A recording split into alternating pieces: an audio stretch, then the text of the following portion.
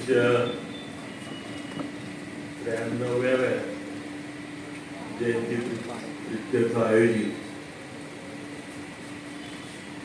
या कार्यक्रमाचे अध्यक्ष श्रीयुत अनिल गवारे, संस्थेच्या संचालक मंडळाचे सर्व सन्माननीय पदाधिकारी, सदस्य आणि उपस्थित मान्यवर बंधूंनो आणि भगिनींनो,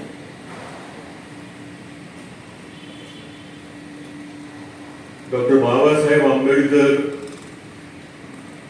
यांचे राष्ट्रीय योगदान हा विषय ऐकून वाचून काही लोकांना आश्चर्य वाटण्याची शक्यता मी नाकारत नाही. बाबासाहेबांचा जीवनकाळ 1891 ते 1956 आणि त्यांच्या या पूर्ण जवळपास 65 वर्षांच्या आयुष्यातील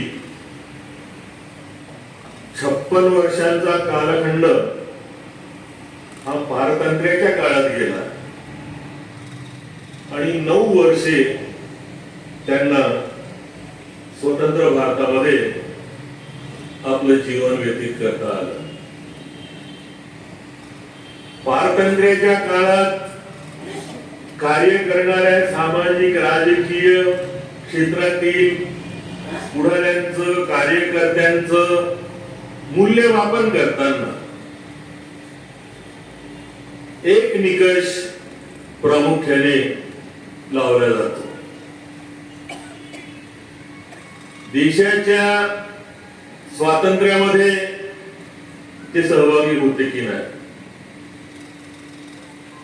महात्मा गांधी यांच्या नेतृत्वात जो स्वातंत्र्याचा लढा ब्रिटिशांच्या राजवटीत लढला गेला त्यामध्ये त्याचा सहभाग होता किंवा नाही. आणि या निकषावर हे मूल्यमापन करताना आपल्याला असं दिसून येतं की बाबासाहेबांनी या चळवळीत कधी भाग घेतला नाही, सहभाग घेतला नाही. मग त्यांचं राष्ट्रीय योगदान काय आहे हा प्रश्न काही लोक निर्माण करू शकतात. आणि सामाजिक चळवळीतील योगदानापुरतच त्यांचं कार्य सीमित होतं, मर्यादित होतं. अस्पृश्यता निवारणापुरतच त्यांचं कार्य मर्यादित होतं असंही सांगण्याचा प्रयत्न केला जातो. सामाजिक चळवळीच्या आंदोलनाचा आणि राष्ट्रीय योगदानाशी त्याला काय संबंध आहे हे आपल्याला नंतर पाहता येईल. परंतु सुरुवातीला आपण तेवढाच त्या विषयापुरतच मी स्वतःला सीमित ठेवतो आणि नंतर पुढच्या मुद्द्याकडे मी वळेन. ज्याला आपण सामाजिक क्रांती म्हणतो, माणसाला गुलामगिरीमधून मुक्त करण्यासाठी झालेल्या जागतिक पातळीवरील आंदोलनांचा जेव्हा विचार करतो तेव्हा प्रामुख्याने फ्रान्समध्ये 1789 ला झालेल्या क्रांतीचा उल्लेख केला जातो. आणि असं म्हटलं जातं की लिबर्टी, इक्वॅलिटी अँड फ्रॅटर्निटी, स्वातंत्र्य, समता आणि बंधुत्व या मानवी मूल्यांचा उदय, या मानवी मूल्यांची निर्मिती त्या फ्रान्सच्या राज्यक्रांतीमधून झाली. बाबासाहेबांची या संदर्भातील भूमिका थोडी वेगळी आहे. बाबासाहेब असं म्हणतात की स्वातंत्र्य, समता, बंधुत्व ही मूल्य मी फ्रान्सच्या राज्यक्रांतीमधून घेतलेली नाही, तर ती मी भगवान बुद्धांच्या तत्वज्ञानातून घेतलेली आहे. हा विषय आपण बाजूला ठेवतो. परंतु 1789च्या क्रांतीचे साध पडसाद संपूर्ण जगभर उमटले. त्यानंतर 1917 ला रशियामध्ये साम्यवादी क्रांती झाली. याही क्रांतीला जागतिक स्तरावर एक महत्व आहे. शेजार पाजारच्या राज्यामध्ये सुद्धा तिचे 7 पडसाद उमटले. त्यानंतर आपल्याला अगदी अलीकडच्या काळामध्ये दक्षिण आफ्रिकेमध्ये नेल्सन मंडेला यांच्याही नेतृत्वात झालेली क्रांती आपल्या नजरेसमोर आहे. जगाच्या इतिहासामध्ये त्यालाही एक महत्वाचं स्थान आहे. परंतु या सर्व क्रांतींच्या तुलनेत डॉक्टर बाबासाहेब आंबेडकरांनी भारतामध्ये केलेल्या क्रांतीचा एक वेगळा आयाम आहे, त्याचं एक वेगळं वैशिष्ट्य आहे. अन्य ठिकाणी झालेल्या क्रांतींच्या आधी ज्या लोकांवर अन्याय अत्याचार होत होते, किंबहुना ज्या लोकांना गुलामगिरीमध्ये जीवन जगावं लागत होतं, त्यांच्या अन्याय अत्याचाराचा, त्यांच्या गुलामगिरीचा स्रोत, उगम, सोर्स हा धर्मग्रंथांमध्ये नव्हता. एक ख्रिश्चन माणूस दुसऱ्या ख्रिश्चन माणसावर अन्याय करीत असेल, परंतु त्या अन्यायाचा स्रोत बायबलमध्ये तुम्हाला कुठे दिसणार नाही. एक मुसलमान माणूस दुसऱ्या मुसलमानावर, एक मुसलमान राष्ट्र दुसऱ्या इस्लाम राष्ट्रावर अन्याय करीत असेल, आक्रमण करीत असेल, छळ करीत असेल लोकांचा, परंतु त्याचा उगम हा पुराणात कुठे दिसणार नाही. भारतीय समाज व्यवस्थेमध्ये, जातीयतेवर आधारलेल्या समाज व्यवस्थेमध्ये, वर्ण व्यवस्थेवर आधारलेल्या समाज रचनेमध्ये ज्यांच्यावर अन्याय होत होता, त्या अन्यायाचा स्रोत, त्याचा उगम हा इथल्या धर्मग्रंथांमध्ये होता. आणि धर्मग्रंथांच्याच माध्यमातून लोकांवर हा विचार बिंबवण्यात आला होता लोकांच्या मनामध्ये की तुम्ही लोकांनी अन्याय अत्याचार सहन करत आहात, जे गुलामीचं जीवन जगत आहात, जी पशुतुल्य वागणूक तुम्हाला मिळत आहे, त्याचं कारण काय आहे? धर्मग्रंथांच्या माध्यमातून कर्म विपाकाचा सिद्धांत सांगण्यात आला होता की तुमचं आजचं जे काही जीवन आहे हा कशाचा परिभाग आहे? मागच्या जन्मात तुम्ही जे काही पाप पुण्य केलं त्याची बरी वाईट फळं या जन्मात तुम्हाला भोगावी लागत आहे. परमेश्वराने तुमच्या नशिबात ही गुलामगिरी लिहिलेली आहे, ती तुम्हाला बदलवता येणार नाही. माणूस हा एखाद्या कळसूत्री बाहुलीप्रमाणे आहे. त्या बाहुलीची दोरी त्या परमेश्वराच्या हाती आहे आणि तो जसा नाचवेल त्याप्रमाणे त्या बाहुलीला नाचावं लागेल. माणसाला स्वतःचा स्वतंत्र अस्तित्वाचं काही नाही. याचा एक परिणाम असा झाला की ज्यांच्यावर अन्याय अत्याचार होत होता त्यांनी स्वतःच्या त्या अन्याय अत्याचाराला, त्या गुलामगिरीला मान्यता दिलेली होती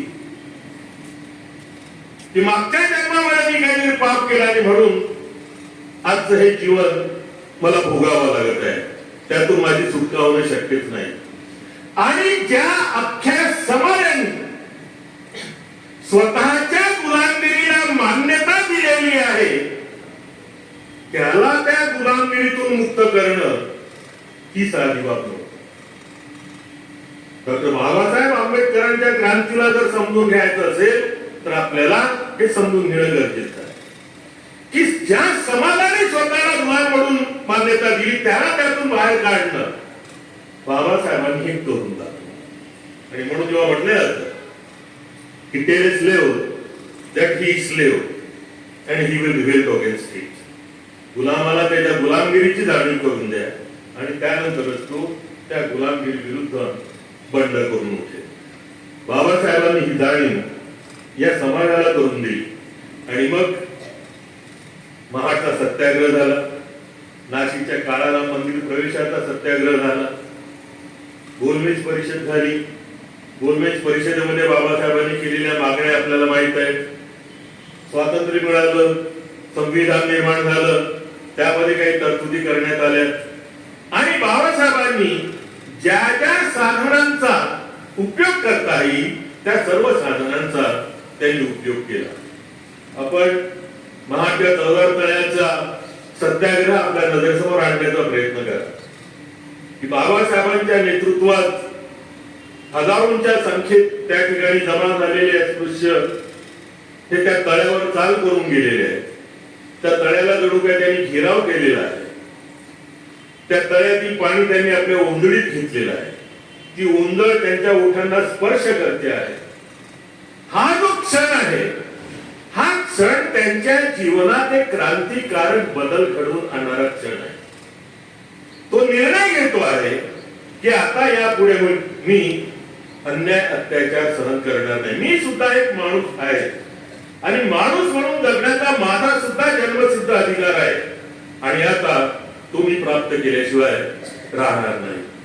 बाबासाहेबांच्या नेतृत्वात ही चळवळ झाली, हे आंदोलन झालं आणि एक मोठं परिवर्तन, एक प्रचंड परिवर्तन, कालपर्यंत ज्यांनी कल्पना केली नाही असं परिवर्तन या देशातल्या अस्पृश्य म्हणून गणल्या गेलेल्या समाजातील लोकांच्या जीवनात घडून आलं. या संदर्भात खूप काही बोलता येईल, परंतु आपण कल्पना करा,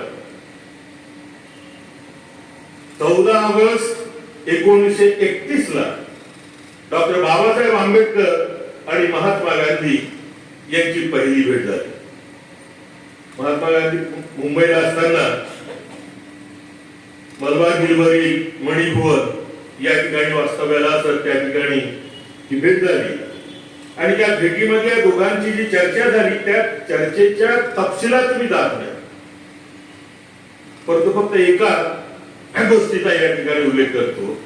त्या चर्चेत बोलताना बाबासाहेब म्हणाले, महात्माजी, आय हॅव नो होमलँड. महात्माजी, मला मातृभूमी नाही. महात्मा गांधी म्हणाले, नाही डॉक्टर आंबेडकर, पहिल्या गोलमेज परिषदेत तुम्ही जे काही कार्य केलं त्याचा संपूर्ण वृत्तांत माझ्या कानी आलेला आहे. पहिल्या गोलमेज परिषदेवर काँग्रेस आणि महात्मा गांधींनी बहिष्कार टाकला होता आणि म्हणून ते गेले नव्हते.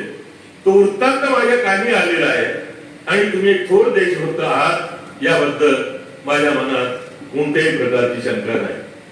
बाबासाहेब महात्माजींना म्हणाले की महात्माजी, ज्या देशात मला आणि माझ्या समाजातील लोकांना कुत्र्या मांजरापेक्षाही हीन दर्जाची वागणूक दिल्या जाते, त्या देशाला मी माझा देश म्हणावं असं सांगण्याचा कुणाला काही अधिकार नाही. इथे माझा मुद्दा फक्त एवढाच आहे की बाबासाहेब जेव्हा म्हणतात की आय हॅव नो होमलँड, मला मातृभूमी नाही, आज काय परिस्थिती आहे?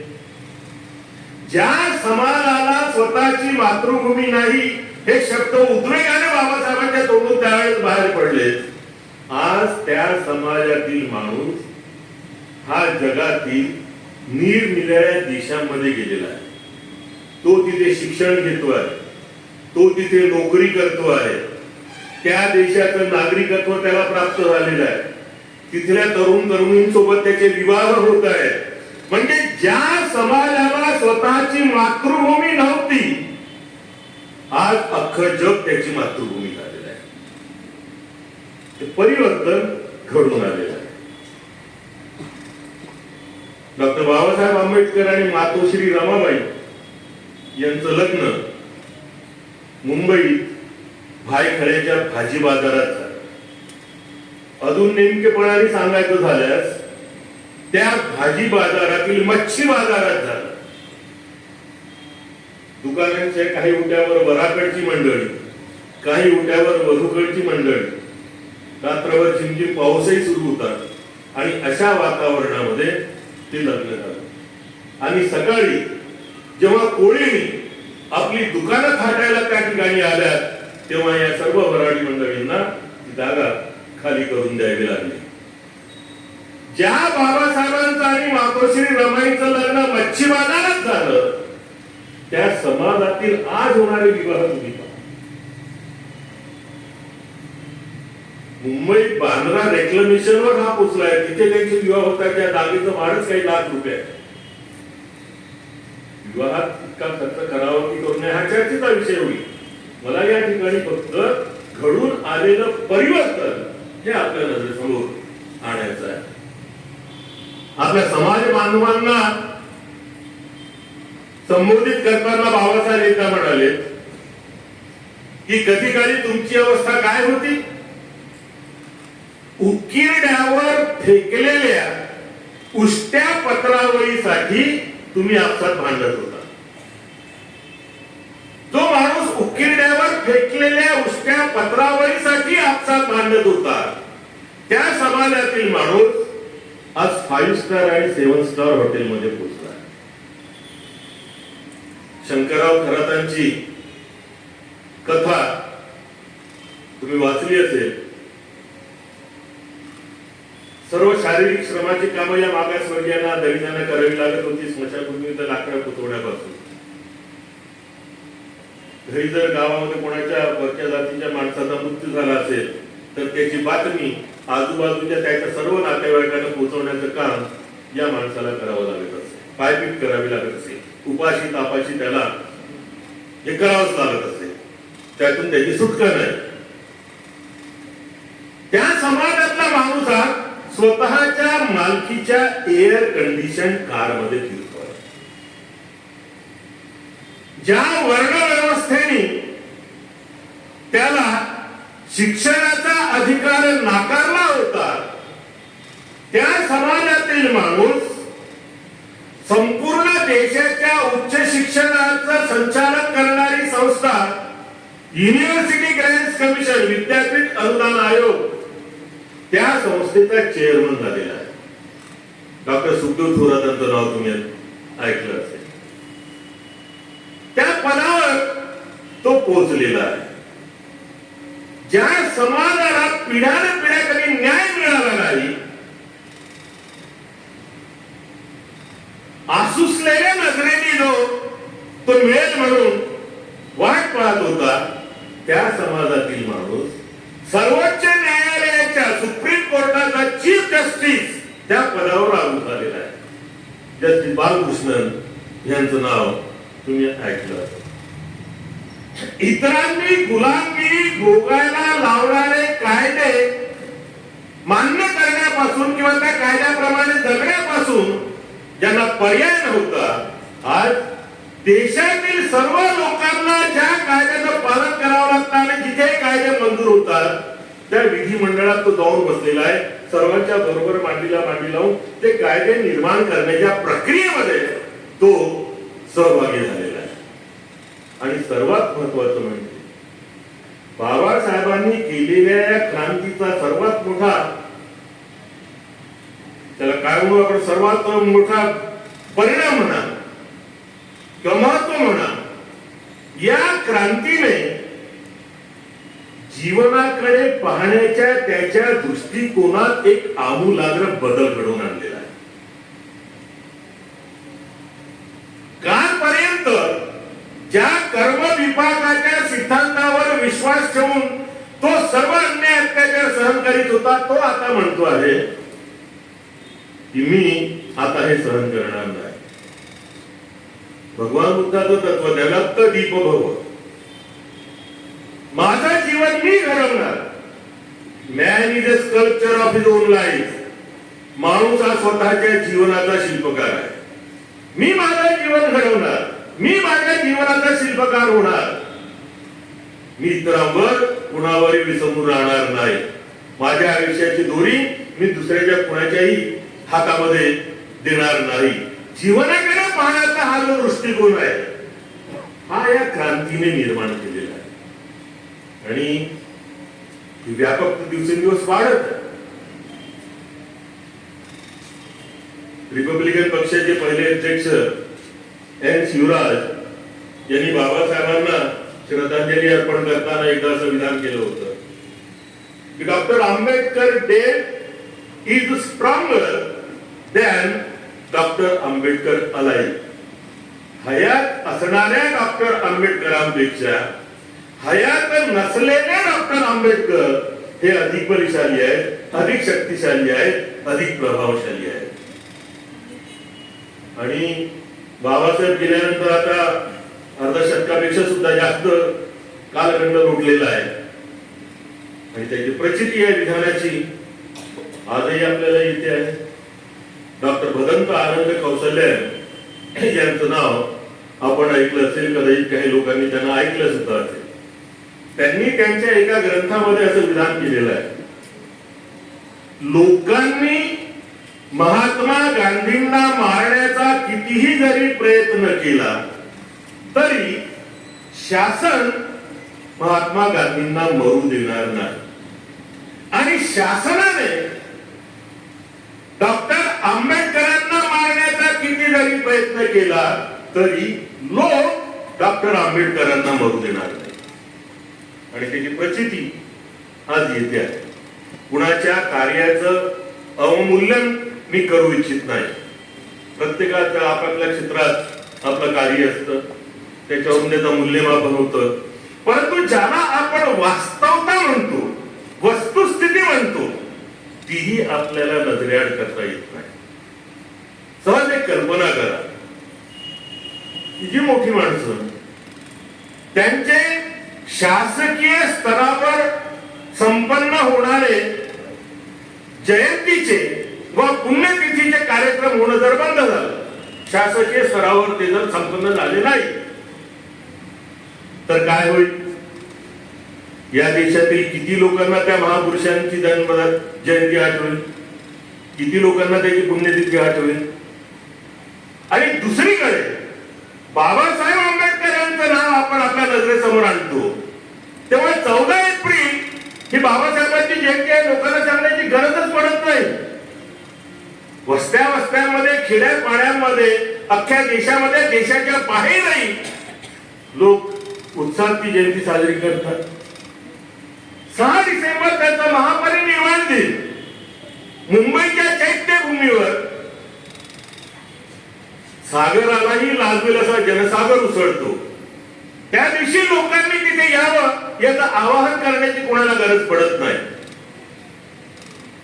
धम्मचक्र प्रवर्तन दिनाच्या दिवशी नागपूरच्या दीक्षाभूमीवर अख्ख्या देशातून लोक एकत्र येतात आणि दिवसेंदिवस ही संख्या वाढत आहे.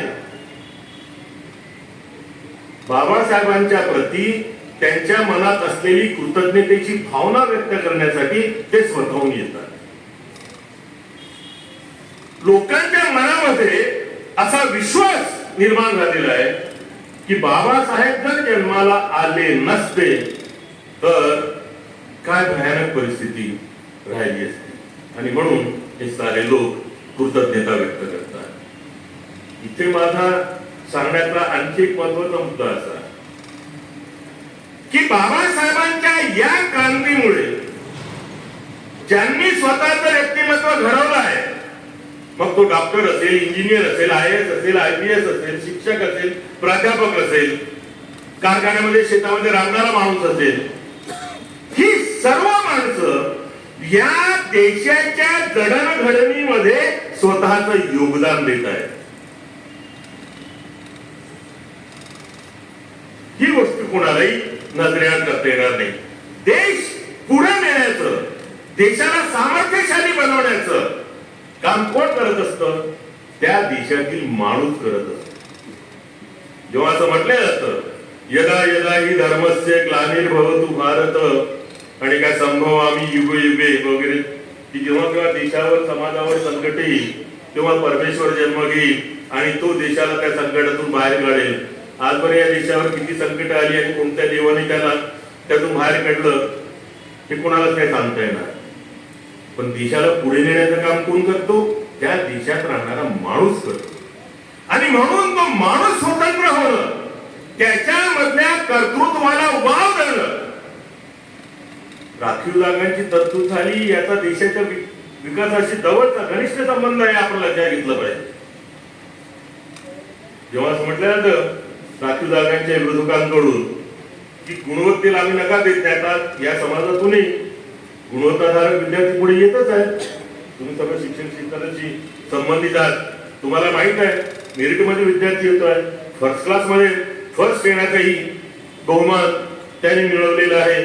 मग जे कोणी म्हणतात की अशी गुणवत्ता तुम्ही धारण करा मग आम्ही तुम्हाला जवळ करू, गुणवत्तेच्या आधारे नोकरीवर या, ही भूमिका ते घेतात. राखीव जागा बंद झाल्या पाहिजेत असं म्हटलं जातं. मित्रांनो, आपण एक गोष्ट लक्षात घेतली पाहिजे की ही जी गुणवत्ता आज या समाजात निर्माण झालेली आहे, या गुणवत्तेचा जन्म आरक्षणाच्या धोरणातून झालेला आहे. आरक्षणाची तरतूद नसती तर या गुणवत्तेची गर्भातच हत्या झाली असती, जी शेकडो वर्षापासून होत आलेली आहे. देशाच्या विकासाशी याचा अतिशय घनिष्ठ संबंध आहे. मित्रांनो, सुरुवातीलाच मी म्हणालो की पारतंत्र्याच्या काळात माणसाचं मूल्यमापन हे त्या पारतंत्र्याच्या चळवळीत भाग घेणार की नाही यावरून केलं जातं. बाबासाहेबांनी त्या चळवळीत कधी भाग घेतला नाही, परंतु बाबासाहेबांचा आणि देशाच्या राष्ट्रीय हिताचा संबंध लक्षात घेण्यासाठी आपल्याला एक गोष्ट पुन्हा लक्षात घेतली पाहिजे की जे लोक भारताच्या राजकीय स्वातंत्र्यासाठी इंग्रजांच्या विरुद्ध लढत होते, त्या लोकांची सामाजिक विषयांकडे पाहण्याची भूमिका काय होती, सामाजिक सुधारणांकडे पाहण्याचा त्यांचा दृष्टिकोन काय होता, हे आपण लक्षात घेणं गरजेचं आहे. काही मोजकी उदाहरणं या संदर्भात मी आपल्या समोर ठेवू इच्छितो. 1885 ला इंडियन नॅशनल काँग्रेसची स्थापना झाली आणि दरवर्षी काँग्रेसचे अधिवेशन होत असत.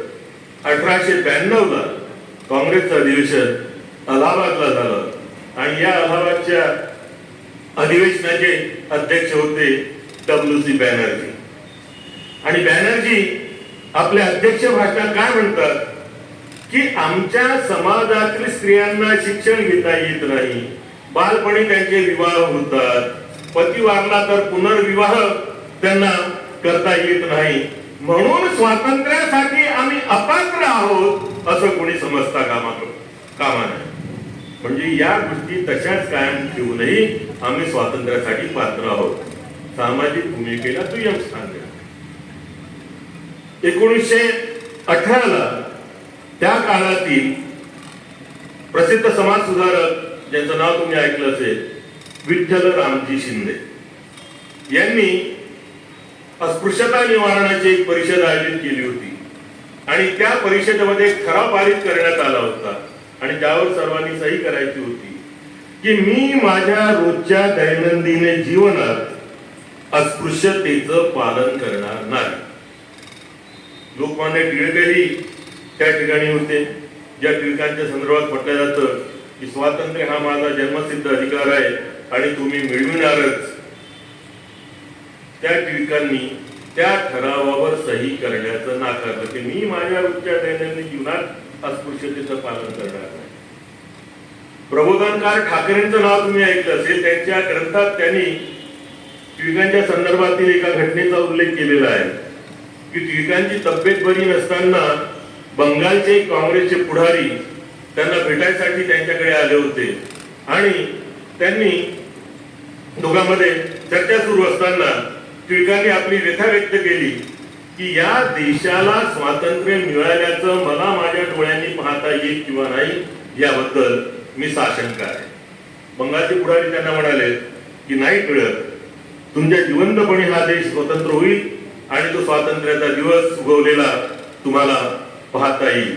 टिळकाच्या तोंडून लगेच काय उद्गार बाहेर पडले, तो क्या फिर पेशवाई आ जाएगी.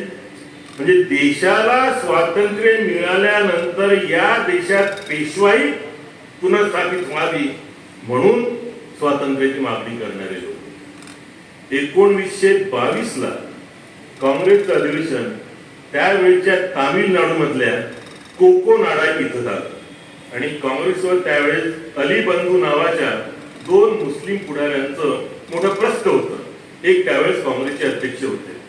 आपल्या अध्यक्ष भाषणात त्यांनी काय विधान करावं ते म्हणाले की अस्पृश्यांचा प्रश्न तो काय, देशाला स्वातंत्र्य प्राप्त झाल्यानंतर अर्धे अस्पृश्य हिंदूंकडे आणि अर्धे अस्पृश्य मुसलमानांकडे आपण वाटून घेऊ, अस्पृश्यांचा प्रश्न सुटला.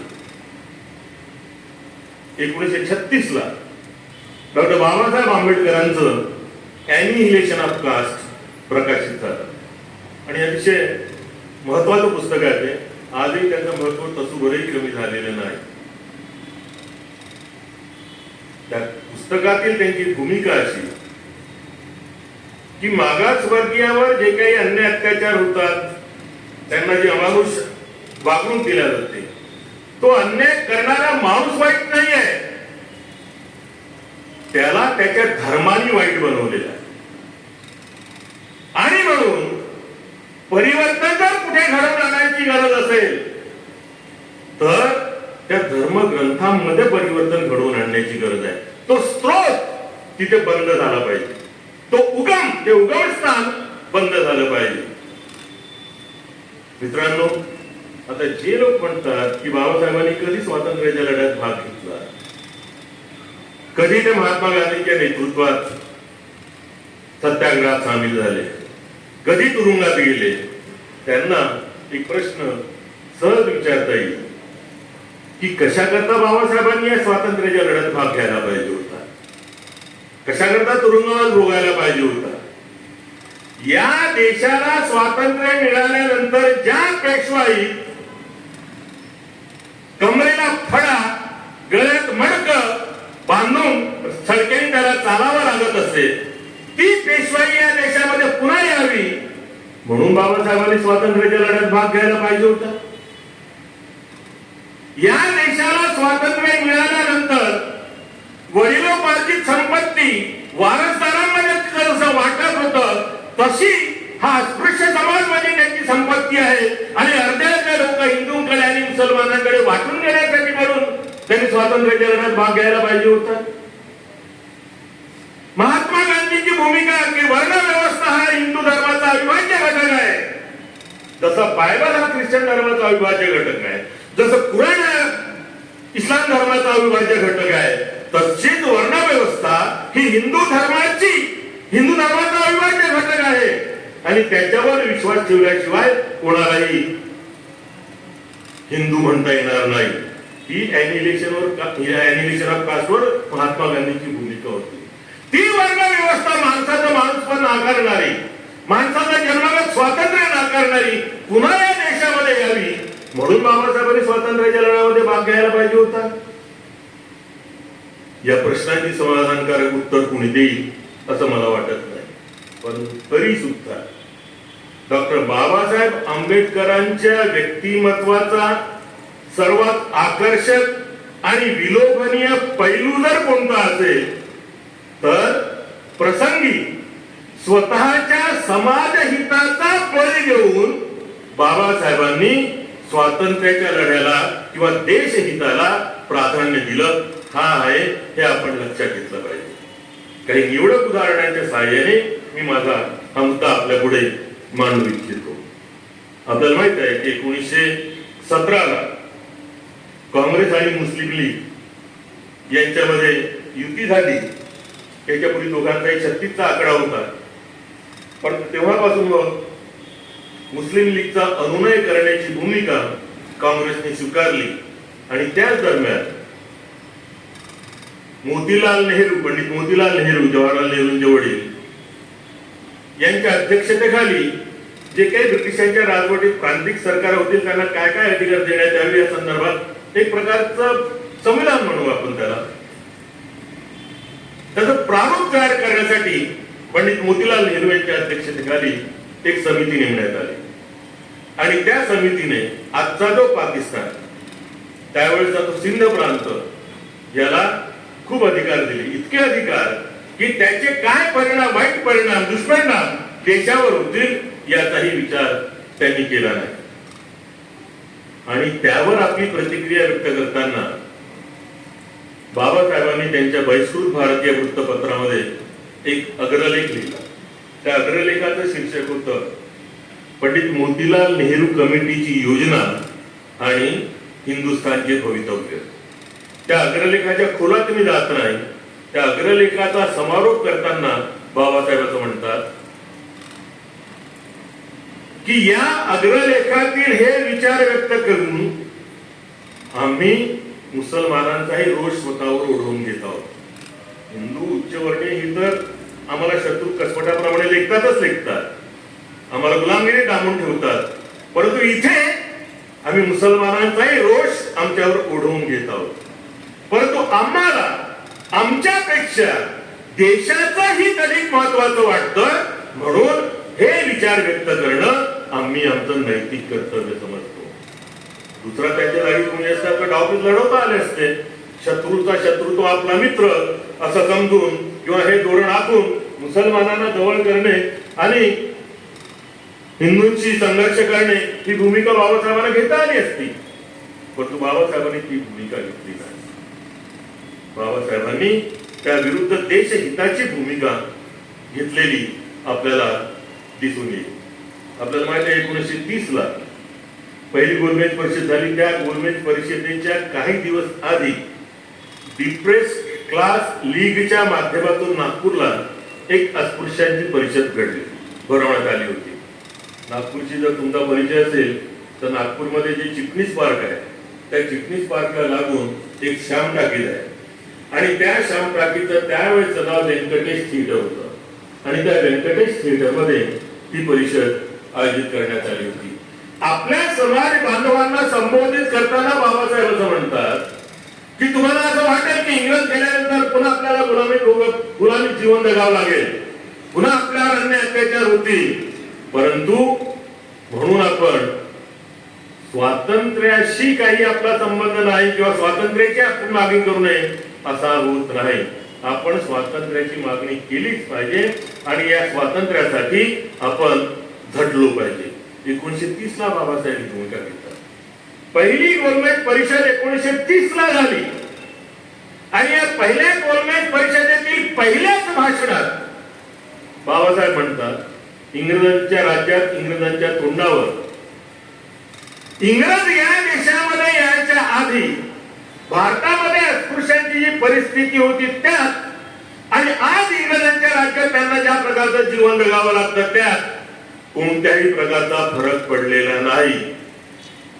इंग्रज यायच्या पूर्वी या समाजातील मुलांना शिक्षणाचा अधिकार नव्हता, आजही तो नाही. इंग्रज यायच्या पूर्वी सार्वजनिक विहिरीवर या समाजातील स्त्रियांना पाणी भरण्याचा अधिकार नव्हता, आजही त्या समाजातील स्त्रियांना पाणी भरता येत नाही.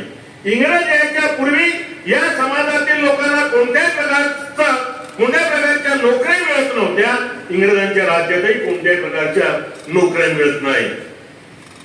आणि बाबासाहेब पुढे म्हणतात की आता अस्पृश्य समाज वाट पाहून थकला आहे आणि त्यांच्या उन्नतीचा एकच मार्ग आहे आणि तो म्हणजे त्यांच्या हाती राजकीय सत्ता येणं.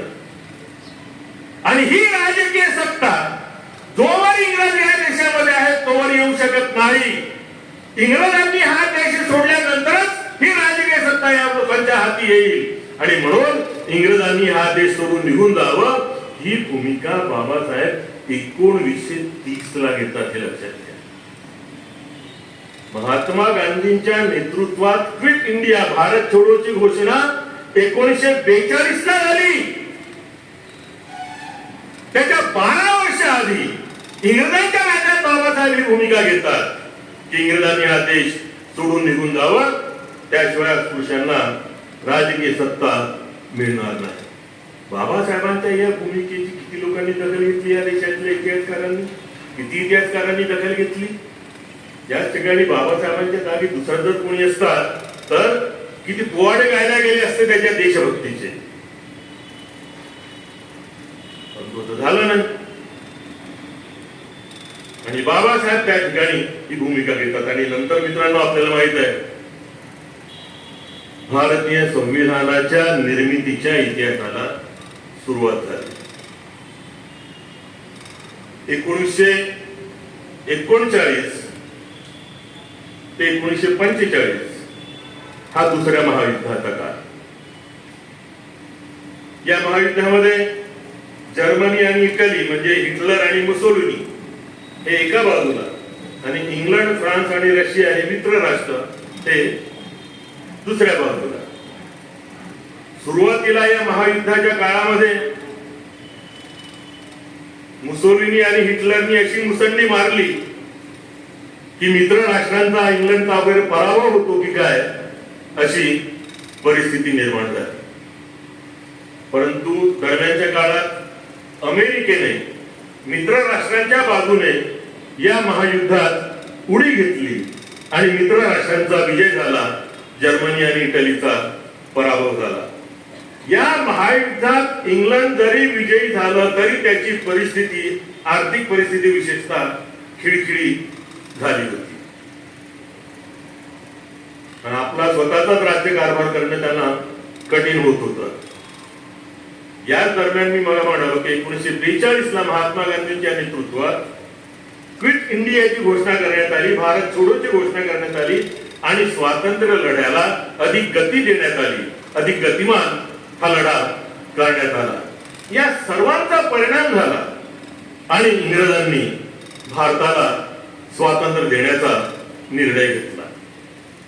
आणि हा निर्णय घेतल्यानंतर इंग्रज सरकारने त्यांच्या 3 मंत्र्यांचं एक शिष्टमंडळ भारतामध्ये भारतीय नेत्यांसोबत विचार विनिमय करण्यासाठी म्हणून पाठवलं. हे 3 मंत्री होते सर स्ट्रॅफर्ड क्रिप्स, एव्ही अलेक्झांडर आणि लॉर्ड पॅट्रिक लॉरेन्स. या शिष्टमंडळाचा इतिहासकार कॅबिनेट मिशन असाही उल्लेख करतात. या शिष्टमंडळाने भारतीय नेत्यांसोबत चर्चा केली, वाटाघाटी केल्या आणि 1946च्या मार्च मध्ये एक राजपत्र इंग्लंडकडून जाहीर करण्यात आलं, एक स्टेट पेपर जाहीर करण्यात आला. त्यात म्हटलं होतं की भारतीय लोकांनी स्वतःचा राज्यकारभार स्वतः करण्यासाठी स्वतःचं संविधान बनवण्याच्या कामाला सुरुवात करावी आणि त्याप्रमाणे घटना समितीसाठी, संविधान सभेसाठी भारतामध्ये निवडणूक घेण्यात आली. ही निवडणूक डायरेक्ट नव्हती, तर त्यावेळेस ज्या स्टेट असेंब्लीज होत्या, जे प्रांत विधिमंडळ होती, त्यामधून निवडून पाठवायचे होते उमेदवार. 1937 ला झालेल्या प्रांतीय निवडणुकांमध्ये बाबासाहेबांच्या इंडिपेंडेंट लेवल पार्टीला, स्वतंत्र मजूर पक्षाला भरघोस यश मिळालं होतं. परंतु आता 1946 त्यांचं त्या विधिमंडळात प्रतिनिधित्व नव्हतं आणि काँग्रेसची त्यावेळेची भूमिका अशी की कोणत्याही परिस्थितीत डॉक्टर आंबेडकर घटना समितीवर निवडून येता कामा नये. आम्ही दारच नाही तर खिडक्या सुद्धा बंद केल्या आहेत त्यांच्यासाठी. आणि मुंबई विधिमंडळातून आपण घटना समितीवर निवडून येऊ शकणार नाही याची जाणीव बाबासाहेबांना झाली आणि त्या दरम्यान बाबासाहेबांचे एक सहकारी जोगेंद्रनाथ मंडल हे बंगालचे, त्यांनी बाबासाहेबांची भेट घेतली आणि ते म्हणाले की डॉक्टर आंबेडकर तुम्ही ही निवडणूक बाबासाहेब बंगालमधून लढवा. बंगाल विधिमंडळातून आम्ही तुम्हाला घटना समितीवर निवडून पाठवू. आणि मग त्याप्रमाणे बाबासाहेब घटना समितीसाठी बंगालमधून उभे राहिले आणि बंगालमधून ते निवडून आले. घटना समितीवर एकूण 296 सदस्य निवडून आले आणि घटना समितीची पहिली बैठक 9 डिसेंबर 1946 झाली. कामकाजाला घटना समितीच्या त्या दिवसापासून सुरुवात झाली आणि सुरुवातीचे 2 दिवस सर्व सदस्यांचा शपथविधी वगैरे होण्यामध्ये पार पडला. 11 तारखेला घटना समितीच्या स्थायी अध्यक्षपदी, permanent chairman of the constitution assembly या पदावर डॉक्टर राजेंद्र प्रसाद यांची निवड करण्यात आली आणि 13 डिसेंबरला पंडित जवाहरलाल नेहरू यांनी भारतीय संविधानाचे ध्येय आणि उद्दिष्ट, AIIMS and objects of the Indian constitution सांगणारा ठराव मांडला आणि असं म्हटलं जातं की घटना समितीच्या संपूर्ण कार्यकाळात जी काही चांगली भाषणं झाली त्यामध्ये हा ठराव मांडताना पंडित जवाहरलाल नेहरू यांनी जे भाषण केलं त्या भाषणाचा अंतर्भाव करावा लागेल. एक सुंदर भाषण त्या दिवशी जवाहरलाल नेहरू यांनी केलं आणि पंडित नेहरूंच्या या ठरावावर बोलताना मुंबई प्रांत विधिमंडळातून निवडून गेलेले एक सदस्य डॉक्टर M.R. जयकर यांनी एक मुद्दा मांडला. त्यासाठी एक पार्श्वभूमी आपण लक्षात घेतली पाहिजे की मी आताच सांगितलं की घटना समितीवर एकूण 296 सदस्य निवडून आले होते आणि घटना समितीच्या कामकाजाला सुरुवात झाली त्यावेळेस या कामकाजात सहभागी होणाऱ्या सदस्यांची संख्या होती 207. म्हणजे 89 सदस्यांनी कामकाजावर बहिष्कार टाकला होता आणि या 89 सदस्यांमध्ये मॅक्झिमम सदस्य हे मुस्लिम लीग आणि संस्थानिकांचे प्रतिनिधी होते आणि या पार्श्वभूमीवर पंडित जवाहरलाल नेहरूंच्या ठरावावर एम्स अँड ऑब्जेक्टच्या चर्चा सुरू झाली आणि मुंबई विधिमंडळातून निवडून गेलेले डॉक्टर एम आर जयकर यांनी असा एक मुद्दा मांडला की जवळपास 1/3 लोकांनी कामकाजावर बहिष्कार टाकलाय आणि अशा परिस्थितीत आपण एवढ्या महत्वाच्या ठरावावर चर्चा करणं हे काही योग्य होणार नाही. आपण काही दिवस वाट पाहूया, बहिष्कार टाकणारे लोक त्यात सहभागी होतील यासाठी आपण प्रयत्न करूया. परंतु त्यावेळेस मेजॉरिटी काँग्रेसची होती. सर्व लोकांनी डॉक्टर एम आर जयकरांची एक प्रकारे हुज्जत केली. कोणीही या ठरावाच्या विरोधात गेलेलं त्यांना खपलं नाही. डॉक्टर एम आर जयकर हे निराश झाले आणि काही दिवसानंतर मग त्यांनी घटना समितीचा राजीनामा दिला. या पार्श्वभूमीवर डॉक्टर बाबासाहेब आंबेडकरांचं घटना समितीत पहिलं भाषण 17 डिसेंबर 1946 म्हणजे घटना समितीचं कामकाज सुरू झाल्याच्या 9व्या दिवशी बाबासाहेबांचं पहिलं भाषण झालं आणि सर्व लोकांना असं वाटत होतं की डॉक्टर जयकरांप्रमाणे डॉक्टर आंबेडकर सुद्धा आपली फजिती करून घेतील आणि आपण त्यांना नामोहरम करू. झालं वेगळं. बाबासाहेब आपल्या भाषणात, आपल्या पहिल्या भाषणात म्हणतात की या देशातील सामाजिक, आर्थिक, राजकीय परिस्थिती पाहता आपल्याला असं दिसून येईल की हा समाज विभागलेला आहे. एक दुसऱ्याच्या विरोधात युद्ध करण्यासाठी उभ्या छावण्या उभ्या टाकून हा संघर्षाच्या पावित्र्यात आहे.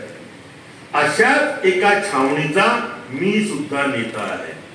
परंतु मला विश्वास आहे की अनुकूल काळ आणि परिस्थिती जर आपण निर्माण केली तर जगातील कोणतीही शक्ती या देशाला एक होण्यापासून परावृत्त करू शकणार नाही.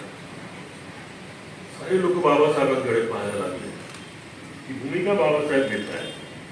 बाबासाहेब म्हणाले की नेत्यापेक्षा, पक्षापेक्षा, संघटनेपेक्षा देशाची प्रतिष्ठा मोठी आहे हे आपण लक्षात घेतलं पाहिजे. आणि आपल्या भाषणाचा समारोप करताना बाबासाहेबांनी एडमंड बर्ग या विचारवंताला कोट केलं. तो म्हणतो, it is easy to give power, difficult to give wisdom. सत्ता सोपवणं सोपं आहे, परंतु शहाणपण मात्र सोपवता येत नाही. ते सोपवणं मात्र कठीण आहे. आणि या घटना समितीला बाबासाहेब म्हणतात, जो सार्वभौम अधिकार प्राप्त झालेला आहे त्याचा शहाणपणाने उपयोग करण्याची बौद्धिक परिपक्वता या घटना समितीत आहे हे आपण आपल्या आचरणाने सिद्ध करूया. आणि बाबासाहेबांनी भाषण संपवलं. टाळ्यांचा प्रचंड कडकडाट झाला. सर्व लोकांमध्ये स्पर्धा लागली बाबासाहेबांचं अभिनंदन करण्यासाठी. हे पहिलाच भाषण, या पहिल्याच भाषणाने सर्व लोकांचा बाबासाहेबांकडे पाहण्याचा जो दृष्टिकोन होता त्यात एक आमूलाग्र परिवर्तन घडून आलं. एक आमूलाग्र बदल घडून आला. घटना समितीने स्वतःच्या कामकाजासाठी वेगवेगळ्या समित्यांची निर्मिती केली होती.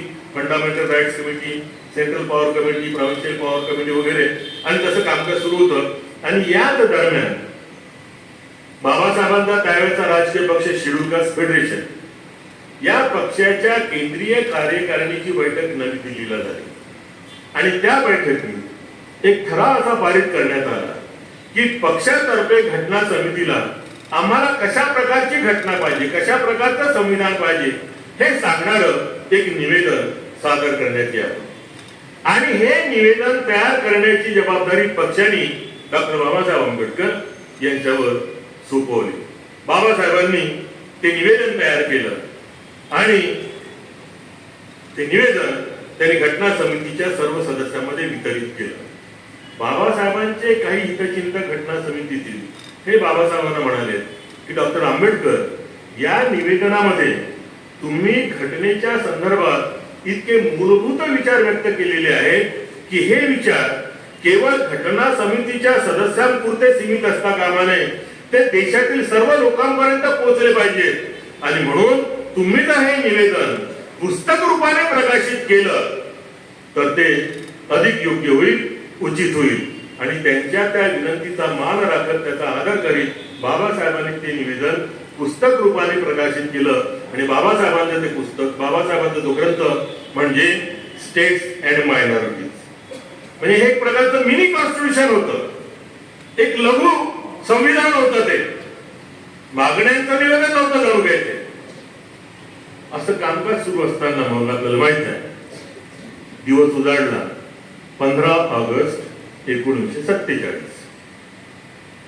स्वातंत्र्याचा सूर्योदय झाला. परंतु हा सूर्योदय झाला तो देशाची फाळणी हो.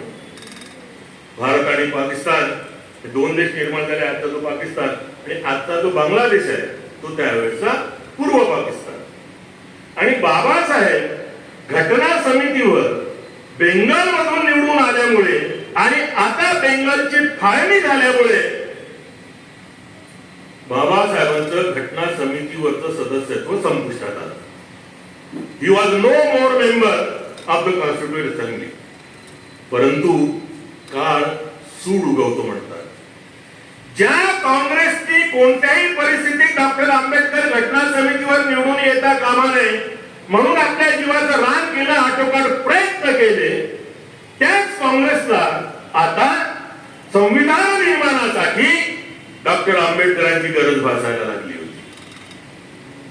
आणि त्याचं मूर्तिमंत प्रतीक, त्याचा पुरावा म्हणजे घटना समितीचे अध्यक्ष डॉक्टर राजेंद्र प्रसाद यांनी त्यावेळेसच्या मुंबई प्रांताच्या प्राईम मिनिस्टरला B G Kher, prime minister Mumbai प्रांताचे त्यावेळेसचे, यांना लिहिलेलं पत्र. 1935च्या कायद्याप्रमाणे त्यावेळेसच्या प्रांताच्या प्रमुखाला प्राईम मिनिस्टर म्हटलं जात असे. आजच्या आपल्या संवैधानिक तरतुदीप्रमाणे आपण त्याला मुख्यमंत्री म्हणतो. तर त्यांना ते पत्र लिहिलं आणि त्या पत्रात डॉक्टर राजेंद्र प्रसाद असं म्हणतात की apart from any other consideration we have found the work of doctor Ambedkar where he was appointed as a member and in other committees very useful.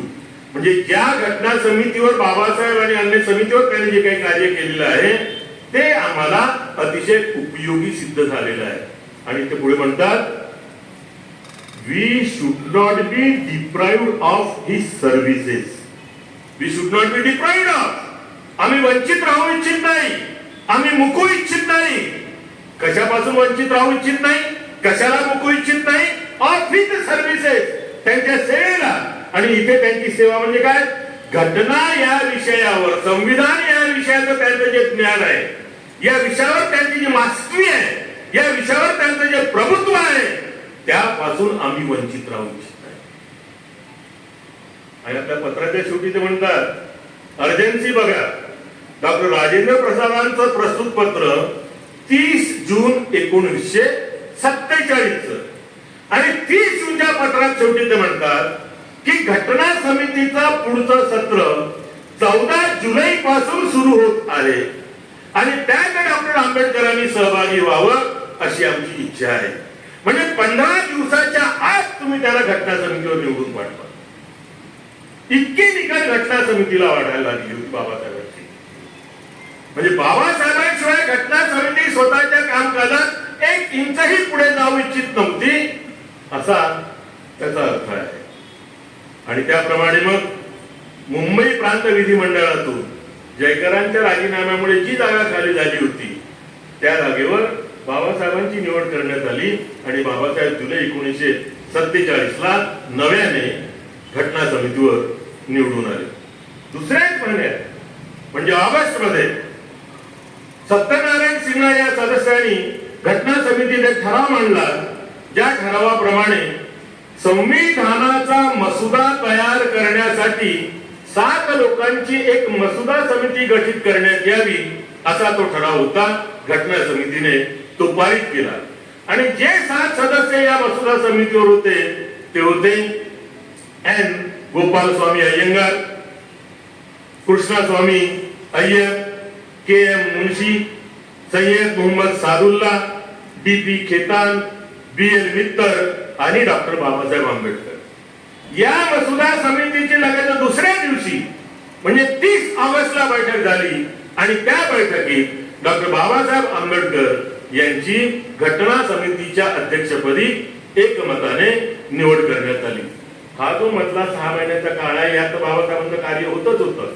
परंतु मी जर असं म्हणालो की मसुदा समितीच्या अध्यक्षपदी निवड झाल्यापासून म्हणजे 30 ऑगस्ट 1947 ते 26 नोव्हेंबर 1949 ज्या दिवशी घटना संमत करण्यात आली त्या पिरियडचा त्या काळाच्या घटना समितीचा इतिहास म्हणजे हा डॉक्टर बाबासाहेब आंबेडकर यांच्या कर्तृत्वाचा इतिहास आहे.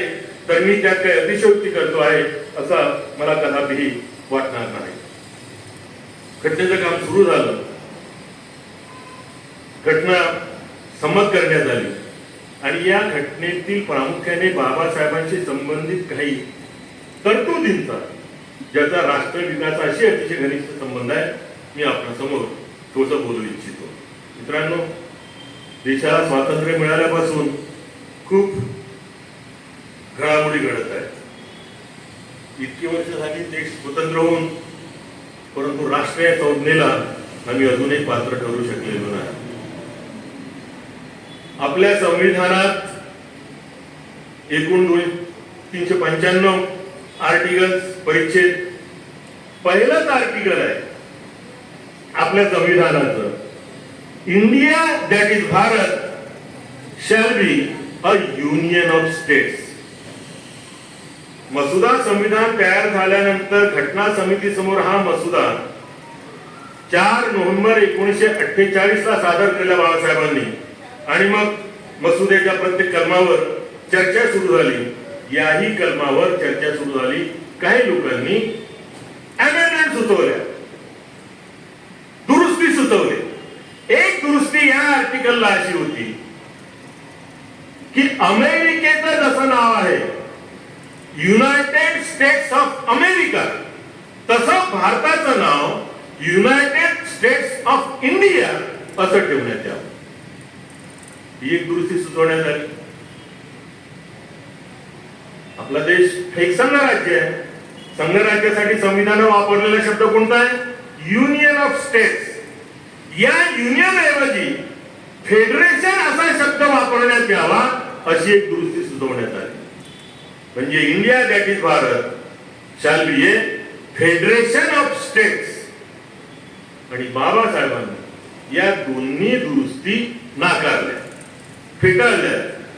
बाबासाहेब या संदर्भात असं म्हणतात की फेडरेशन हे सर्वसाधारणतया करारातून निर्माण होतं. म्हणजे आजूबाजूचे काही प्रदेश हे आपसात चर्चा करतात, एकत्र येतात, करार मदार होतो त्यांच्यामध्ये आणि ते स्वतःचा एक देश निर्माण करतात. इंग्लंड आपल्या समोर आहे. इंग्लंडमध्ये स्कॉटलंड या देशाचा अंतर्भाव झालेला आहे. तो इंग्लंडचा एक भाग आहे. आणि काही दिवसांपूर्वी स्कॉटलंड मध्ये एक जनमत घेण्यात आलं, एक प्लेबिसाइड घेण्यात आलं की आता आम्हाला इंग्लंड सोबत राहायचं नाही, आम्हाला आमचा वेगळा देश पाहिजे. मग लोकमत आजमावण्यात आलं आणि एक थिन मार्जिन, अति कमी मार्जिननी लोकांनी निर्णय घेतला की नाही, आपण वेगळं जाणार नाही, आपण इंग्लंड सोबतच राहूया. हे काय करण्यात आलं? त्या दोघांमध्ये तसा करार झाला. म्हणजे स्कॉटलंडच्या लोकांना, बहुसंख्य लोकांना जेव्हा वाटेल तेव्हा ते इंग्लंड या संघराज्यातून बाहेर पडतील. करार झालाय दोघांमध्ये. भारतीय संघराज्य अशा करारातून निर्माण झालेलं नाही. बाबासाहेब म्हणतात की भारतीय संघराज्य हे एका नैसर्गिक प्रक्रियेतून निर्माण झालेलं आहे आणि म्हणून या संघराज्यातून कोणत्याही प्रांताला बाहेर पडता येणार नाही. युनियन या शब्दाची भूमिका या ठिकाणी बाबासाहेब अशा पद्धतीने स्पष्ट करतात. अमेरिकेप्रमाणे देशाचं नाव ठेवण्यात यावं यालाही बाबासाहेबांनी विरोध केला. ते म्हणतात की दर 3 वर्षांनी अमेरिकेत एपिस्कोपल चर्च इथे धर्मगुरूंची परिषद व्हायची आणि अशीच एक परिषद आयोजित असताना तिथे परमेश्वराला उद्देशून एक प्रार्थना करायची आपल्या देशाच्या हितासाठी, विकासासाठी असं ठरवण्यात आलं. आणि त्या प्रार्थनेचं पहिलंच वाक्य होतं, ओ गॉड ब्लेस आवर नेशन. ही परिषद दुसऱ्या दिवशी जेव्हा पुन्हा बसली तेव्हा काही धर्मगुरूंनी नेशन या शब्दावर आक्षेप घेतला, ऑब्जेक्शन घेतलं. ते म्हणाले की नेशन आम्हाला नको, आम्हाला स्टेट्स, युनायटेड स्टेट्स हा शब्द पाहिजे. म्हणजे राष्ट्र या शब्दाला सुद्धा त्यावेळेस अमेरिकेत विरोध झाला. बाबासाहेब म्हणतात की अमेरिकेमध्ये जाती व्यवस्था नाहीये, अमेरिकेमध्ये भेदाभेद नाहीये जातीच्या नावावर. आणि अशाही परिस्थितीत तिथे जर राष्ट्र या शब्दाला आक्षेप घेण्यात आला तर जो भारत हजारो जातींमध्ये विभागला गेलेला आहे त्या देशामध्ये राष्ट्रीयतेची भावना निर्माण करणं हे किती कठीण होईल. अमेरिकेतील लोक स्वतःच्या राज्यापेक्षा देशाला अधिक महत्व देत नाही, देशापेक्षा राज्याला ते अधिक महत्व. अमेरिकेमध्ये 49 राज्य, 50 स्टेटचं ते राज्य. अमेरिकेत जर हा प्रश्न निर्माण झाला तर आपल्या देशामध्ये काय भयावह परिस्थिती होईल. आणि म्हणून ती दुरुस्ती सुद्धा बाबासाहेबांनी फेटाळली आणि सर्व लोकांनी मग India that is Bharat shall be a union of state ही शब्दरचना कायम ठेवण्यात आली. संविधानामध्ये आपल्याला माहित आहे जेव्हा संविधान पारित होतं किंवा देशाला स्वातंत्र्य मिळालं त्यावेळेस आपल्या देशामध्ये जवळपास 600 संस्थानं होती, प्रिन्सली स्टेट्स. मोठमोठी संस्थानं होती. हैदराबादचं निजामाचं होतं, नागपूरचं भोसल्याचं होतं, चंद्रपूरचा कुणी गोंडराजा असेल, कुणी नवाब असेल, गोपाळकडे वगैरे वेगवेगळी ही सर्व संस्थानं होती, प्रिन्सली स्टेट्स होते. आणि घटना समितीने मसुदा समितीला जेव्हा मसुदा संविधान बनवण्याचे निर्देश दिले आणि त्यावेळेस त्यांनी ज्या सूचना केल्या त्यात एक सूचना अशी होती की संस्थानिकांना परराष्ट्रीय धोरण, संरक्षण आणि दळणवळण या 3 विषयाला सोडून बाकीच्या सर्व विषयामध्ये ही संस्थानं स्वतःचे कायदे करू शकतील अशी तरतूद करण्यात आली. त्याप्रमाणे जी तरतूद करण्यात आली मसुदा संविधानामध्ये. परंतु घटना सादर करताना केलेल्या भाषणात बाबासाहेब असं म्हणतात की घटना समितीने आम्हाला जे सांगितलं त्याचं पालन करणं आमची जबाबदारी होती, परंतु व्यक्तिशः मला ही तरतूद मान्य नाही. या देशामध्ये या संस्थानांना जर स्वतःचं राज्यकारभार स्वतः करावा लागत असेल तर या देशाला काय अर्थ राहणार आहे, केंद्र सरकारला काय अर्थ राहणार आहे. केंद्र सरकारचे कायदे जर संस्थानांचे लोक पालन करणार असतील तर. आणि हा परिणाम झाला आणि काही काळानंतर सर्वच संस्थानांना देशामध्ये विलीन करण्यात आलं. म्हणजे संस्थानांच्या विलिनीकरणाचंही त्याचं सुतोवाच बाबासाहेबांनी त्या भाषणामध्ये केल्यात आपल्याला दिसले. बाबासाहेब म्हणतात I was strong central government, मला मजबूत केंद्र सरकार पाहिजे. याचा अर्थ राज्यांना म्युन्सिपालिट्यांचं स्वरूप यावं असा होत नाही. आपल्या संविधानात केंद्र सरकारने करावयाचे जे कायदे करावयाचे त्याची एक विशेष सूची आहे. राज्य सरकारांनी कोणत्या विषयात कायदे करावेत त्याची एक विशेष सूची आहे. आणि कोणीही कोणाच्या क्षेत्रामध्ये हस्तक्षेप करणार नाही. राज्य सरकार केंद्राच्या विषयामध्ये हस्तक्षेप करणार नाही, केंद्र सरकार राज्याच्या विषयामध्ये हस्तक्षेप करणार नाही. आणि आपापल्या ठिकाणी दोघेही स्वतंत्र आहेत. परंतु जेव्हा देशावर आणीबाणीचा प्रसंग येईल, एखादं संकट येईल, परकीयांचं आक्रमण होईल किंवा काही अंतर्गत प्रश्न निर्माण होतील तर मात्र देशातल्या किंवा त्या राज्यातल्या लोकांची निष्ठा ही कोणासोबत राहील, ती राज्य सरकार सोबत राहणार नाही, ती केंद्र सरकार सोबत राहील. अशा आणीबाणीच्या प्रसंगी केंद्र सरकार सोबत लोकांची निष्ठा असली पाहिजे. आणि आपल्याला माहित आहे काही वर्षांपूर्वी पंजाबमध्ये खलिस्तानची चळवळ किती विकोपाला गेली होती आणि पंजाब देशापासून बाहेर फुटून निघतो की काय अशी परिस्थिती निर्माण झाली होती. भिंद्रांवाले सुवर्ण मंदिरामध्ये राहून त्याचं सर्व सूत्रसंचालन करीत होता. आणि त्यावेळेच्या प्रधानमंत्री श्रीमती इंदिरा गांधी यांनी सैनिक कारवाई केली, सैन्य पाठवलं अमृत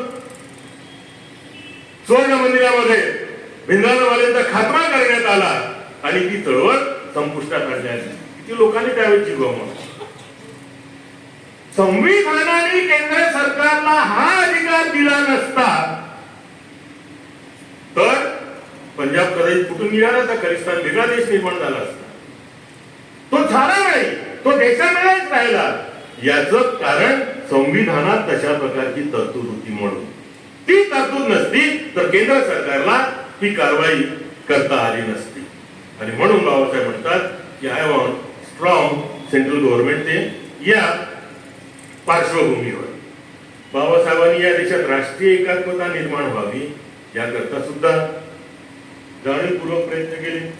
त्यातलं एक महत्वाचा घटक म्हणू आपण, आपल्या संविधानाने आपल्या देशातील लोकांसाठी सिंगल सिटीजनशिप, एकच नागरिकत्व राहील ही तरतूद करण्यात आली. अमेरिकेमध्ये दुहेरी नागरिकत्व आहे.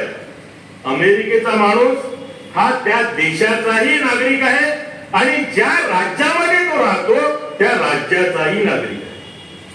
आपण महाराष्ट्र या राज्यात राहतो परंतु आपण महाराष्ट्राचे नागरिक नाही आहोत. आपण महाराष्ट्राचे रहिवासी आहोत. आपण नागरिक देशाचे आहोत, भारताचे आहोत. सिंगल सिटीजनशिप ही तरतूद करण्यात आली. या संविधानामध्ये या देशामध्ये अल्पसंख्याक आणि बहुसंख्याक किती वाद विकोपाला जातात ते आपण पाहतो. धर्मामध्ये कसा संघर्ष होतो, धर्माच्या लोकांमध्ये कसा रक्तपात घडून येतो हे आपण पाहतो. आणि या पार्श्वभूमीवर बाबासाहेब असं म्हणतात की देशातील बहुसंख्याक आणि अल्पसंख्याक हा वाद जर आपल्याला मिटवायचा असेल तर आपण काय करायला पाहिजे. या देशातील जो अल्पसंख्याक वर्ग आहे त्यांनी आपण अल्पसंख्याक आहोत ही भावना सातत्याने गोंजारत बसता कामा नये. आणि दुसरी गोष्ट बाबासाहेब म्हणतात या देशातील जो बहुसंख्याक वर्ग आहे त्या बहुसंख्याक वर्गाने सुद्धा हे लक्षात घेतलं पाहिजे की आम्ही बहुसंख्याक आहोत म्हणून अल्पसंख्याकांनी आम्ही जे म्हणतो ऐकलं पाहिजे. आमच्या शब्दाच्या बाहेर त्यांनी जाता कामा नये ही भूमिका घेता कामा नये. अल्पसंख्याक सुद्धा या देशाचे घटक आहेत, या देशाचे नागरिक आहेत आणि ते सुद्धा आपल्याप्रमाणेच अधिकार त्यांनाही मिळाले पाहिजे ही भूमिका आपण घेतली पाहिजे. हे जेव्हा या देशात घडून येईल तेव्हा अल्पसंख्याक आणि बहुसंख्याक हा वाद या देशातून संपुष्टात येईल. या तरतुदी करण्यात आलेल्या आहेत. आणि मित्रांनो, बाबासाहेबांनी 14 ऑक्टोबर 1956 ला ज्या महिन्यात जाता येणार आहे तो दिवस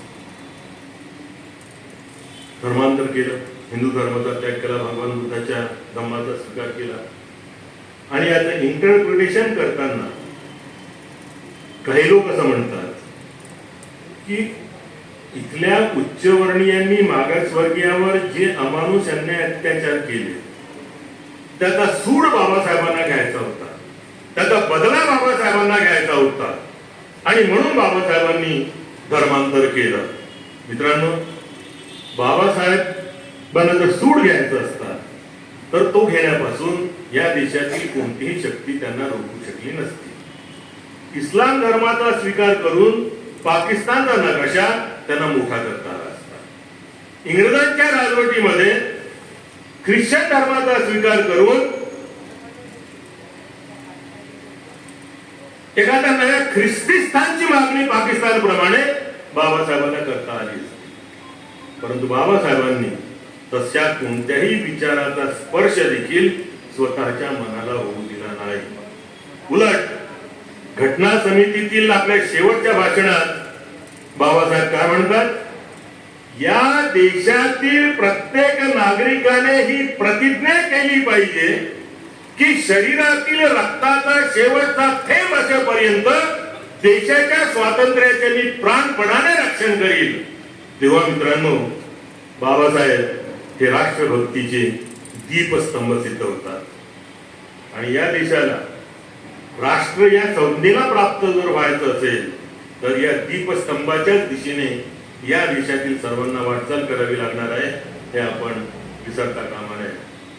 या महामानवाला आदरांजली अर्पण करताना मला शेक्सपियरचे शब्द आठवतात. तो म्हणतो, the elements so mixed in him that the nature might stand up and say to all the world, this was अम्यान अक्कांनी सर्व उभा राहील या महामानवाला अभिवादन करण्यासाठी.